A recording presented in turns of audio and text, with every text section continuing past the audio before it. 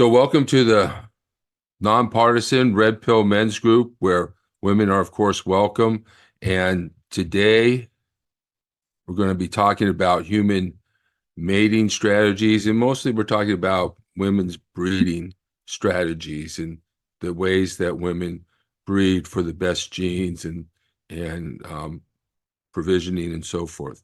So the way to get into these meetings and to join this discussion is to go to tinyurl.com/redpillmen and register for our monthly discussion. Next month, we're going to be talking about sexual buffers. And let's see, when is that meeting next month? That would be on the 4th there of February. So look forward to seeing you then. And so what I do in this is I'm just riff off this book here. I want to see if I can get that book in there. I don't know if I can. It's called The Rational Male by Rollo Tomasi. And we're doing a book study on that. And the only thing that I'm doing here is reading the book, riffing off the text, and trying to get, and then after I have read the small section that we're reading and go over it a little bit, talk a little bit about it, then we open it up for discussion, for questions and answers. And at that point, it would be nice, to turn on your camera if you're going to be speaking so that we can see your beautiful face and have that. Because what I do is produce this into a podcast and a video podcast, 30 minutes long. And you can find that at, well, the Truth and Democracy Coalition, but also at the Nonpartisan Red Pill Men's Group YouTube page, and also on Podbean and other places where you get your podcast. And so I'm just going to read from the text, and then I'm going to open it up for discussion. And that's the way it works. So, yeah. Chris, come back to us, right, Chris, because I want to talk to you. What I think when I look at Chris is, and what he said, I'm not sure that he's right, that he's not a guy who can attract women. Clarissa, you see Chris right there. What would you say? Is he a guy who is so bad looking that he can attract women? Not at all. I saw him for when he was talking, when he was speaking, and I was thinking, no, he's an attractive man. Yeah, And exactly. the fact that he was even opening up, that makes him, it makes me want to open, like a woman would want to open up too. It's like that thing, like if you smile, it's contagious. You smile back. You don't even realize you're smiling. So it's like, if he were just to say hi, like I understand because I wouldn't, I sucked at dating all my life. Yeah. Even though I would get asked out, I'd be like, no, because it's just awkward for me. It was always awkward. And then, because I always felt like they're just expecting something, these expectations, I would let these expectations drive it. But from what I saw, like he has a gentle voice, and I mean that in a calm way. He's not mantruming, like he's not loud, and explosive. And he just seems like kind-hearted, just from what I heard. Right. And the fact that he's opening up, and I mean, this is no offense because no one's here right now, but I'd be in my car too, Yeah. having this. I do my Zoom calls in my car also. So I mean, things like that people can easily connect with, and wanna. I think it's just nowadays it's just really hard to connect when Mhm. we're so disconnected. Yeah. So, yeah, that's Yeah. what I was going to say to Chris. I don't think you're somebody that when I see you, and for me, I discovered my value. I discovered that I was actually good looking. And so that may be a discovery you can make, Chris. And I think go ahead and ask for that number. Go ahead and ask them out, you know. And also, you might want to get on a dating app, get yourself a good profile, set it up so that women are interested. You might be surprised at some of the things that women are interested. They want to know that you're a leader, that you're involved in the community, that you have activities and things that in your life that are fulfilling or meaningful or healthy or whatever. And so they're going to want to know those things. So put those things in there. And and I think that you can meet quite a few women, or especially if you're looking in your age range. I think you'll meet a lot of women, and you'll be going out on a lot of dates. So you want to unmute and say something there? Sure, sure. I mean, right now I'm actually in a relationship, Yeah. and I'm not looking to go out on dates, Mhm. but yeah, I was just speaking to what my experience has been that and it's felt like something that's difficult for me. And yeah, I've been told like I'm a catch, I'm a good provider or whatever, and that I'm attractive, but that doesn't make it feel any easier for me. When you ask a number of people out and you're gonna get a certain amount of no's. It's just Mhm. to me, it's just a part of I don't know if it's called a game. I don't know what to call it, but Mhm. it is something that, yeah, I mean, I don't expect everyone to say yes if I ask for their number, ask them out. It's just, and I, if I had the good fortune of being asked out by a number of women, I imagine that I would not say yes to all of them either. Just that has not happened. Yeah, And I think, so, yeah. It immediately puts us in a disadvantaged position that we have to make the approach. And so, there's dating coaches and stuff, but you're already in a relationship now. So, none of that is really applying. But what this applies to is how to keep that relation. Because it sounds like the women, what do they do? Sort of jump over to another guy on you after a couple years? What happens? well, no, I think there's something about me. Well, that, okay, I could say sometimes that there's some factors in the behavior of the woman that I just say I can't accept that. And then you find out, you don't find out in the first year sometimes. It's Yeah. things start kind of evolving and then you realize that it's not working out. And other times that the woman's been fine and I just, I don't know what the reason is. I just don't want to continue. I would say there's a little bit of both. And so, yeah, there was one time the simple reason was the woman was 13 years older than me. She was super nice and it was a good relationship, but I was like 40 at the time and she was like 53. And I thought, I don't know, this seems like too much of an age difference. Um, and then I've had other reasons that were not from age, but so but the relationships that weren't working out, like my ex-wife, because she was trying to interfere with me being a father, and I knew that if I was to stay in a relationship with her, it would be difficult for me to be just an average regular father with access to the kids as an equal parenting partner.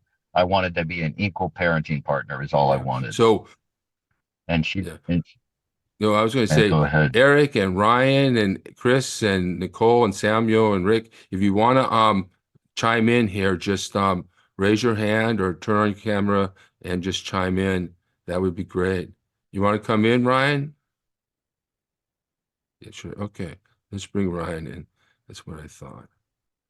Thank you so much, Chris. One of the things that I was going to say to you, Chris, was uh, non-exclusive dating. Rather than get into a relationship with one person, try and go through it and then decide later when you don't really like the person. Don't be exclusive. Date a bunch of women, and then find the one that you do really like. That way you can find a better one. You're not just sort of like, well, I'm with this one and this one turns out that way. And I'm with that one, this one turns out that way. Rather than just jumping into a relationship like the women want their schedule. So their schedule is no sex without exclusivity. I'm not going to say commitment because they're not making any commitment. No sex without exclusivity. And that's where you get into that trap. So you've got to develop. So that's just for the future. But now that you're in a relationship, some of the things here might help you to keep that woman interested. But if you're having this issue of being with the wrong woman, which is something I've had an issue with, being with woman that I don't want, because we are stuck in situations. You know, I can be with an older woman. I can be with older women. I can be with heavy women. I can be with ugly women. You know, I can be with a lot of women, but can I be with the women I want? Can I be with the women I want? And that's what I've been working on and starting to get to at that point, and through non-exclusive dating, because and that helps me to move, drop that one plate drop, move, you know, sort of climb the ladder, you know. Go ahead, Chris. You're muted. You're muted. Okay, yeah. So yeah, when you say that, because I feel like when I'm in the situation, yes, the woman will tend to want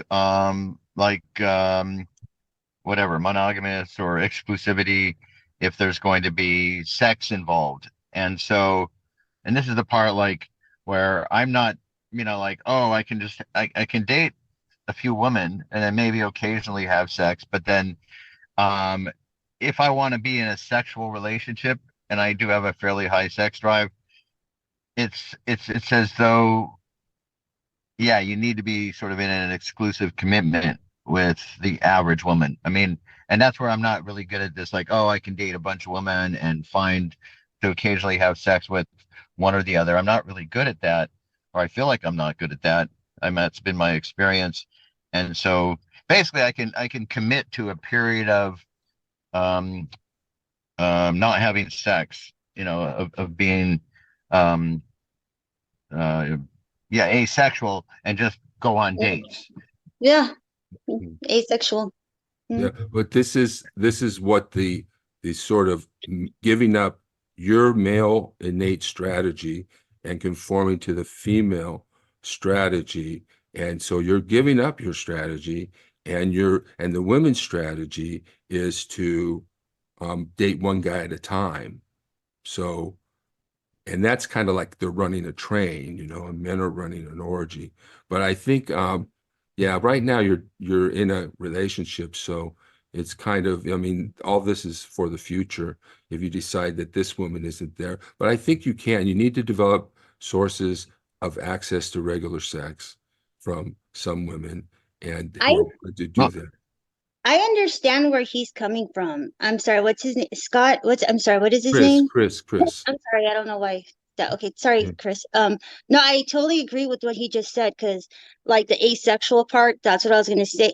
I feel like maybe just now we're just so convoluted with TMI, like too much information, Mm, and then the stress, not that that's what he said, but just the stress and it's just a lot of information just to find one, just a date, you know what I mean? right, right, And right. I would, but I agree with like, I understand like sexual freedom and all that, because I was in my 20s, and I was like, woo, like I'm out, I don't live at home, now I'm going to Right, explore the right. world and all that. Yeah, that's how most women go about it. Yeah, at that, yeah, once you're out of the house, then you go to college and it's college experience and Mhm. all of that. And then, but I didn't really have it, but I didn't like having sex with a lot of people. Like, not that not a lot of people like get in line, but I mean, like, from what you're saying, like from a woman perspective, I understand like men why, because it's in that's their how they're built, I guess, like the gene thing, right? The male Mhm. gene thing, the Right, chromosomes and right, all that. right. So I understand that drive, because they're supposed to, from what I like back in the day, impregnate us so we could procreate, right? But for me, I don't when I date, I don't when I dated, even if I dated a few. I Mhm, had like a few men that I would date, but we weren't exclusive. And we mhm, knew we were open. We were very open in communication. And that was very key, is being very transparent, because the whole like friends with benefits thing, or the exclusivity thing, like get it out from the beginning and then continue that discussion throughout the time. Not discussion, but bring it up once in a while. Like if you're continuing to date or talk and see the person, the next thing you know, one date can turn into 3 months later, and then 3 months mhm. later, Right. one or the other person would think, oh, because we've been going on dates, spending time, having sex, are we exclusive now? Mhm, And then that whole talks, so I think that just being open and mhm. like where are we at? Like, not that we have to have a straight discussion, like, like a contract thing, but just a, like, how are you feeling? Are you dating anybody else? Are you open? Just things like that. So then I think once there's a clear understand, if it's just transparent from the day one throughout the relation, while you're dating or whatever, there's a lot of room for, I think, better things to happen, whether it's with that person or other opportunities with other people, open doors, but yeah, but the sex thing, like, well, for me, and I don't know if this is all, I know this is not all women, because I know women that they're like really into their sex drive and like all for it, like, hey, if that's what you want to do it. But for me, I want to connect. Mhm. Like, not necessarily like, oh, I need to love you to connect. No, I just want to have I want a human connection. Mm-hmm. So then, because like I have a boyfriend right now, and I'm like, if like, do I want to stay in this relationship? Now I'm at that point where do I stay? Do I want to move forward? What are we doing? So, but in the meantime, even if we have sex, but I don't feel a connection, it's like, what was the point Right, right, for right. me? Whereas I mean, I know a man, I don't know, but I'd like a connection. Doesn't have to be I love you, you love me. Just some kind of a human connection. Right. So rather than me respond to all of these questions, let's bring in Ryan, and then Samuel. So let's get some other comments. Go ahead, Ryan. You unmuted. Hello, Mr. Procida. Hi, how you doing there, Ryan? Doing good. How are you? How's Good, everybody good, else doing? good, good. Well, I'm here because when I found this event on the Meetup app, Hmm. I was found out that it has a dating and relationship kind of meetup group. That's what it said on the app. Hmm. And I'm here because I don't have any experience with women. I have never been on a first date before. And because it's not me, it's not my fault. It's their it's the women's fault. Because I respect women and women in Medina respect me too. But the thing is, I'm looking for a change that I want to like find a date and yeah, because I think that would be a very cool thing. Hmm. Well, And but I found out three reasons that why it's very hard to date these days. Because three reasons because the woman doesn't know you well enough to want to give you her number. Either she's at that place where you met her, where it's a Target or a Starbucks. She's at that place where you met her for a reason other than meet people, or she's just not into dating. And those reasons are not my fault. mhm. Let's And I don't want to keep are I want to come back to that, Ryan. Do you have more? Because I want to get Samuel an opportunity to come in. Come on, Samuel. I'm Come I'm on. done. Okay, and we'll get back to that. Um, Go ahead, Samuel. If you can turn on your camera, that would be great. If not, that's cool. Um, it's gonna be polite. I just don't want to be on, Okay, like when you record something and it's on live. right. Well, go So ahead. Go ahead. Give me. say, really, it's important for me because I was brought up as a Christian to be in a Christian relationship, and thing is, I find that if I wasn't to find the right person and she was non-Christian, it could probably not work out for me because I'm a Christian believer. And it's good to be encouraged by the word of God and what it says in the Bible Hmm. and different things about the thing that you said about an arouse that you would need to do the ways of God wise. You can't enter into the kingdom if you don't ask God for forgiveness. Looking at a woman in adultery with that loss, but you should be looking at her in a good way, Hmm. and you should be Hmm. loving her for who she is and taking good care of her and bringing her up in the faith of God and encouraging her all about what it is to do with life in Christ, and going to Christian parties and enjoying time or church Mm-hmm. and whatever, and Yeah. Mm-hmm. showing her the love and telling her about the Adam and Eve story, about because if those people being tempted, there'll be no sin on this earth if Adam had not sinned. Mm-hmm. Yes. So,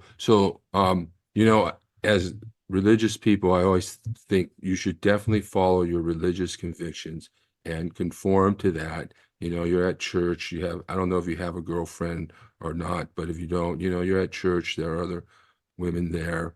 The Adam and Eve story, I want to point out that, Eve was dissatisfied with what God gave her.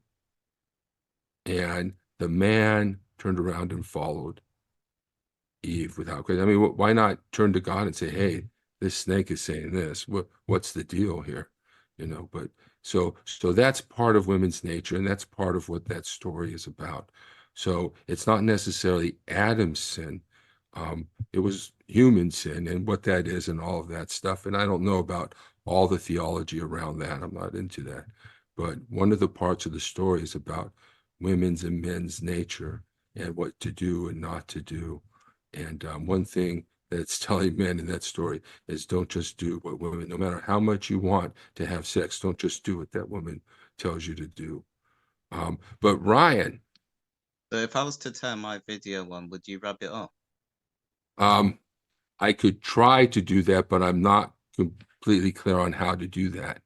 So Let's just I'm show myself a quick one okay. and then turn it back off. Okay, go ahead. Yeah. All right, there you are, Samuel. Hi, good to meet you, Samuel. You look good. And we go to Ryan here, and what do you think, Clarissa? Another good-looking man not being able to get any dates?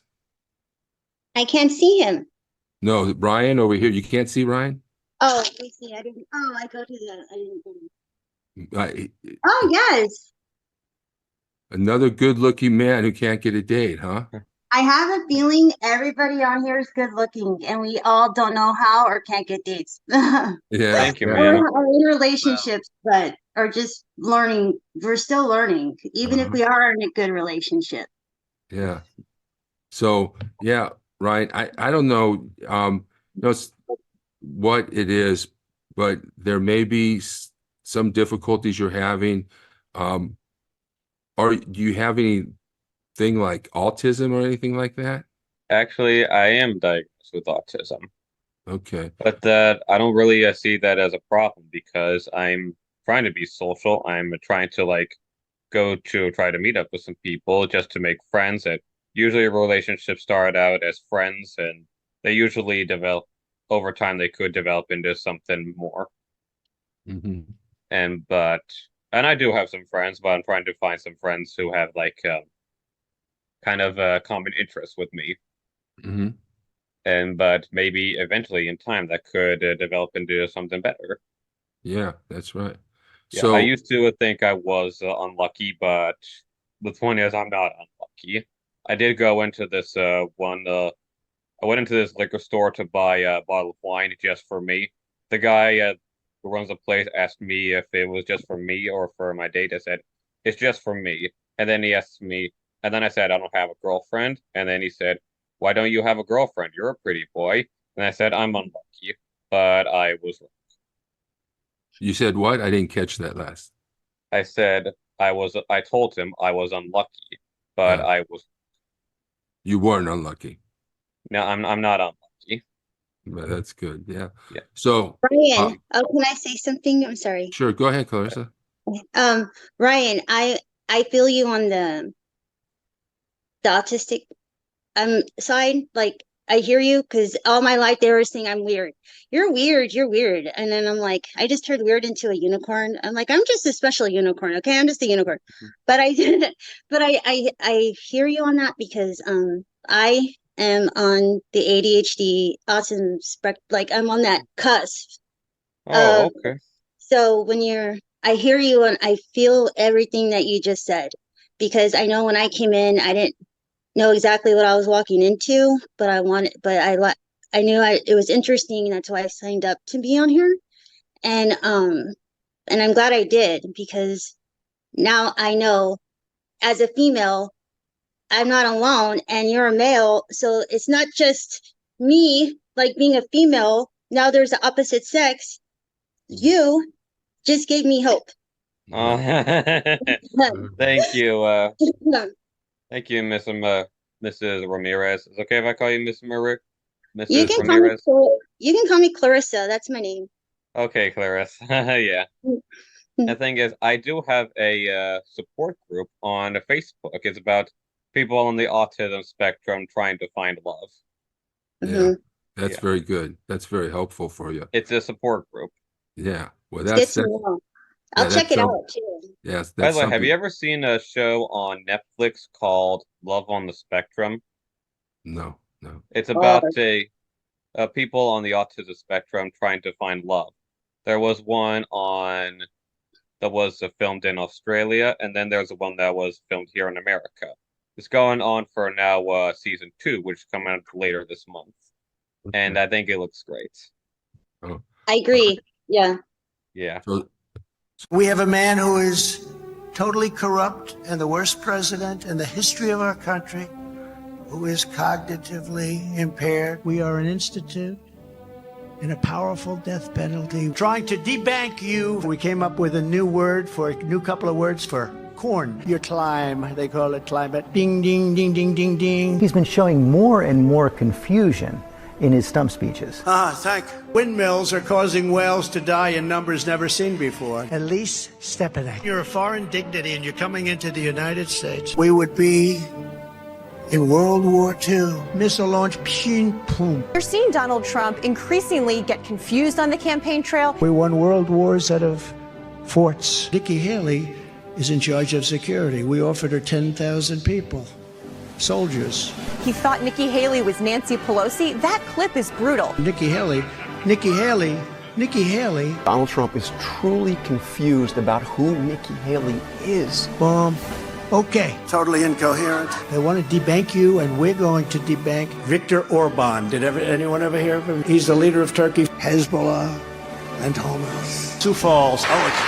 Sioux City. With Obama, we won an election that everyone said couldn't be won. Obama dropped missiles, and they ended up hitting a kindergarten. If that's the case, he's going to end up being indicted when he leaves office. They're leading by a lot, including Obama.